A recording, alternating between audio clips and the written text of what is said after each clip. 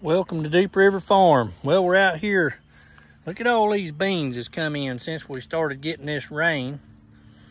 We started getting this rain right after we, well, it was basically just about 2 days before we got back from South Dakota. We went out there to check out the Badlands and all that stuff and look and see if we could see and get some information about some of the farming out there to be able to put onto the YouTube channel on some things we'd heard here on the East Coast about the farms being snagged up by taxation, which we found to be true. But we had planned on, when we left, letting all these beans go to seed. And as you can see, here we have some left. And everything was turning yellow and looking real bad. And on that Thursday night, before we got back on Saturday, it had started some raining.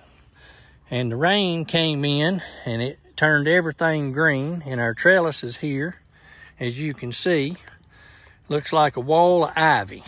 Well, let's look at the beans in here. See here? Let's look at them in here. They're everywhere. So now we're out here picking again. And we've got a lot of small beans. Now what I'm gonna do is I'm gonna pick the other side. And the reason I'm doing that is I want this side to go to seed. As you can see, there's plenty of them and they're good size already. Now they'd be excellent to eat, excellent. But I need some seeds for next year, especially on my blue lakes and my half runners, because I sold a lot of beans, seeds and stuff last year because I've got heirlooms. And I depleted my stock pretty well, so I want to keep my stock up. Now I want you to look here what happened when that hurricane came through and dumped that 9 inches of rain. It blew some of my okra over. I've got to stand that up. And as you can see, we had started letting some of that to go to seed because it was so dry. We had that 9-week drought, and then we got 9 inches of rain, and so we started letting it go to seed. And as you can see, with this pod that's popped open, let me see if I can pull that back. Let me see if I can zoom this in. See the seeds in there? All we want to do is let them dry. Once they dry, we can pop those seed pods open, and we can start harvesting some seeds. But we've got to stand this okra back up. It took some wind. And like I said, we didn't have that much wind, maybe 20 miles an hour, but it's done some damage. Our tomatoes, they're pitiful. We went so long without any water. And then we started getting rain left and right. Then we had this hurricane come in. And you know what happens when they've been without water or much water, and then they just get dumped on. They start splitting. And you can see here, this is what happens. So what we're having to do now is pull them green. If we don't pull them green, they're busting wide open and cracking. And it's rained for the last 3 days, and so we ain't been able to get out here to do anything. And I ain't talking about just rain. I'm talking about raining sideways. I mean raining so hard you can't see. That type of rain. So we ain't been able to do nothing out here. We're getting a lot of the circular splits. But when you get the vertical splits, that's when you got big problems, because that's when they just bust and leak open. But we're having to pull them at like this stage right here. And you can see they're splitting, but they still oozing juice out of them. It draws fruit flies and everything else. So it's just been a bad year for tomatoes in general because of the drought. We emptied all of our water and stuff we had, and we didn't want to resort to going to the well. You know, when you just don't have any rain, you don't want to use your well because you don't know how much water you got or anything like that. I know how deep my well is, but I have no idea.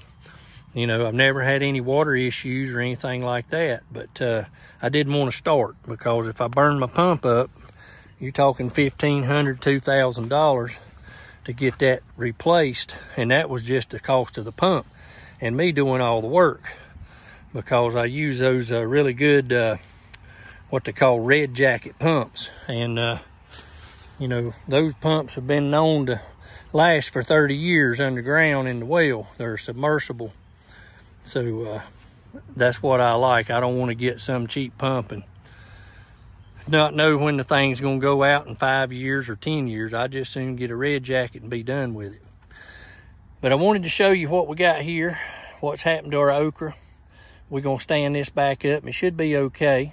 And we got a few more to cut. We done some cutting right before the hurricane and so forth. We've been out here picking beans. I've already got 2 Walmart bags full. And I wanted to show this to you as well. When you run your rope vertically off of your stuff, that's where all your beans are going to run. So where you put your vertical rope, that's where your beans are going to be. As you can see, there's no rope right through here. But you move right here, and we loaded with beans again. So that's why I space mine about 8 inches, 10 inches apart. And my beans will run that rope, and that's where I can plan on picking from. There's not going to be many in the middle, in between. And that way you can spot yourself. You know exactly where you got to. You can leave your bag laying there, and you say, oh, I'm at this rope. And then you can move over to the next rope, like right here.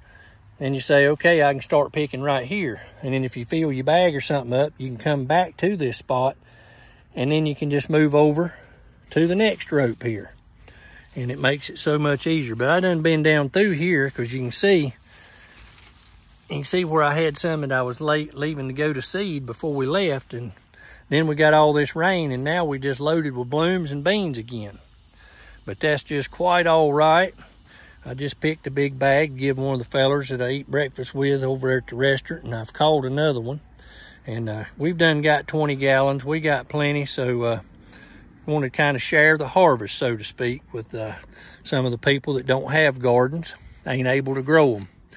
But I appreciate you joining us today on Deep River Farm. I hope you're getting your stuff ready. We're getting ready to fill these beds up right here and top them off with some soil that I went and got over here. I've already got it ready, and it's in the bag, and we're going to do a video on that and explain what we're doing. But that'll be the next video. I appreciate you joining us today on Deep River Farm. Hope everybody has a blessed day.